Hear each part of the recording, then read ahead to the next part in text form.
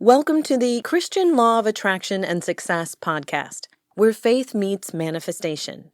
Join Ryan Hicks as he explores how biblical principles align with the law of attraction, empowering you to achieve God-given success.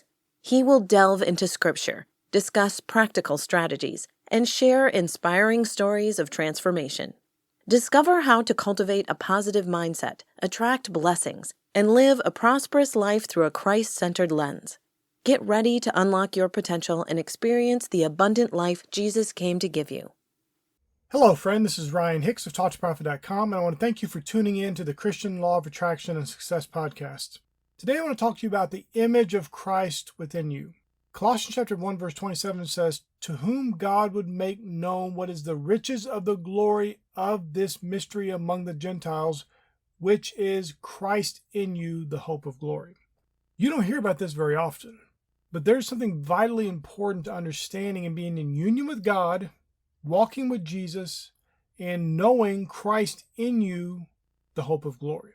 How often do churches today that profess the name of Christ go around talking about how in lack they are, how their members are sick, they're depressed, they're just like the world. There's no difference except they go to church. And what value is there in that if that church you're going to is getting you zero results? If you live like the world, you're the same mediocre person, the same average way of living, the same sports addiction and social media addiction and drinking and even drugs, even if they're prescription drugs that make them right, just all kinds of patheticness and weakness and mediocrity that overflows the professing Christian church today. And yet it should be Christ in you, the hope of glory. It should be that you are so identified with Christ that you operate completely differently in this life. I talk a lot about having what you say and how you can speak into the mountain and command it to be removed and it would be removed. How you can tell the sycamore tree to be plucked up by the root and be planted in the sea and it would obey you. And people scoff at this. These are the very words of Jesus that I'm quoting, and they scoff at it. These are people that profess to be Christians, scoff at it and say, well, you don't understand. It doesn't really mean that. So it doesn't mean what it says. What does it mean? They have nothing. Well, it just means, God may answer your prayer sometime. They just have nothing. That's not a Christian life, my friend. When you know God and you walk with Him and you're in union and Christ is in you, how can you live like average people? How can you live like the masses of men living their lives of quiet desperation? My friend, I want to wake you up. I don't want you to go another day in your life, not even another day, another minute of your life wallowing around in mediocrity, wallowing around in average, doing what everybody else does, talking the way everybody else talks, having the same faithless belief system that everybody else has. And I don't care if they profess to be Christians, if their life is powerless, if they have no victory, if they're just walking around living like average people, living like mere mortals, that's not a Christian life because that is not Christ in them. That's a Christless life.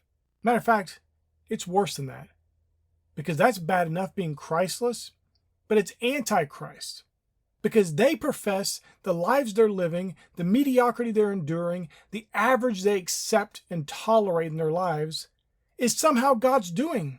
It's somehow a Christian calling, and it's nothing of the sort. Why does the world live that way? You can understand that they're living in lack and limitation. They're not wise. They're sickly. They're obese. They're addicted to social media. They need drugs and alcohol to cope with life, just to exist. But how could a professing Christian live like that? How can you have Christ in you and endure a second of that misery and failure and mediocrity of average? It can't be done. And please understand my heart. This isn't to attack anybody. It is to be bold and blunt about this because I want people to wake up. I don't want people to be existing and living like average people when they have the power of God readily available to them right here and now. They can literally have what they say, and instead they're choosing to just have whatever. Just accept whatever comes their way. They're listening to all the mythology of the professing Christian church, talking about how God's in control. And this thing happened, that must have been God. And that bad thing happened, well, that must have been God. Nobody taking personal responsibility. Nobody choosing to serve the Lord. Nobody choosing to live a life that is different and glorifies God. A life that stands above what is average. It's understandable if somebody's in the world living for the devil and they have an average life. That makes sense. But how can a professing Christian have an average life? How can a professing Christian be average? Be like everyone else? How could it even be possible? And it can't be, my friend, if you know Christ. If you're walking with Jesus, if Christ is in you, you have that hope of glory. You have something very different. You are identified with Christ. You start to get in that union with him, and your self-image becomes so intertwined with his, there's almost no division between you. You're living different. You're in union with God. And yes, in that state, you can speak to the mountain and command it to be removed. And it would be. You can say to the sycamore tree to be plucked up by the root and be planted in the sea, and it will obey you. You can, as God said himself, command the works of his hands. You have great power in this life. And I don't want you to go another second living in the mediocrity of the world, accepting average, tolerating mediocrity. It should never be in your life. This is the victory overcometh the world, even our faith. You should be rising above the world, above average, above what everybody else does. How can people continue living like average men instead of asking themselves, is this what Christ would do? Is this what Jesus would want me to do? Is this how he would behave in this situation? Is this how he would conduct himself? Is this how he would think? But most people don't do that. They just go through life doing whatever and just taking circumstances as they come instead of being the master of their circumstances and the master of their lives. I don't care if you have a church full of people telling you to be average. What does Jesus tell you? What does the Spirit tell you? Because as many as are led by the Spirit of God, they are the sons of God. The Spirit tells you, you know what I'm saying is resonating in your heart. You know you have the witness of the Spirit telling you this is true. Now you can go back and live like the world. You can go back and live like average. You can go back talking about, oh, that law of attraction stuff doesn't work. And go back living like an average person. Or you can rise above it. Or you can walk boldly in your faith.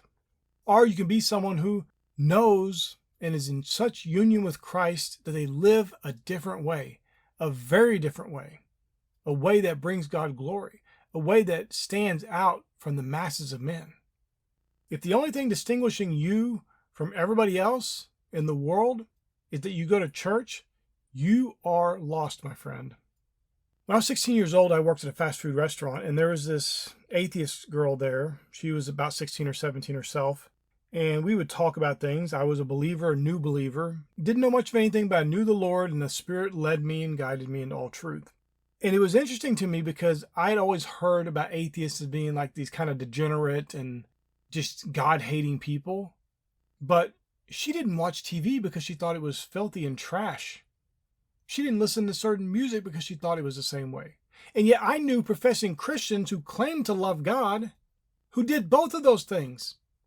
Now here's someone who doesn't even believe in Jesus, definitely doesn't have him in union with them, and they have a higher moral standard than these professing Christians. My friend, there are so many people out there living like that. They have low standards, they hold themselves to the lowest standard, and they, worse yet, blame God for their low standards. Instead of taking personal responsibility that they made bad choices, they chose to live a mediocre life and live like average people. They act like it's God's fault. Well, it must be the Lord's will. No. What is the Lord's will? Do you ever really know that? Without having to guess, without having to speculate, or think that the average is the way to be, and that's God's will for your life? Look to heaven. Because what did Jesus say to pray? That God's will be done in earth as it is in heaven. In heaven, you don't see broke people. In heaven, you don't see sick people. In heaven, you don't see depressed people. In heaven, you don't see people who need drugs and alcohol to cope with their pathetic, mediocre lives. In heaven, you don't see obese people. In heaven, you don't see all the mediocrity of the world that these people embrace as if it's some sort of Christian duty to be like everyone else. My friend, you have a great gift. You know something that many people don't know. They're just walking around, flailing around in the darkness, blind, lost, hopeless in many cases. because they don't know Jesus. But you do. And you can choose today to start living a life that glorifies Him, to start living a life from that place of Christ in you, the hope of glory, from that place of union with God, and you'll start to have a magical, different experience that many people couldn't even understand. They'll call you lucky, they'll call you blessed, they'll start questioning you and your ethics. Well, how can you be so rich? You must be doing something wrong. They'll do all kinds of things to try to dissuade you and discourage you and trip you up. But you know that you're living by faith in the Son of God. That's the life you're living. That's the boldness you live. The Spirit leads you into all truth, and you have that blessed life, knowing that Christ is in you, the hope of glory. My friend, I pray this is a blessing for you. May God bless you richly.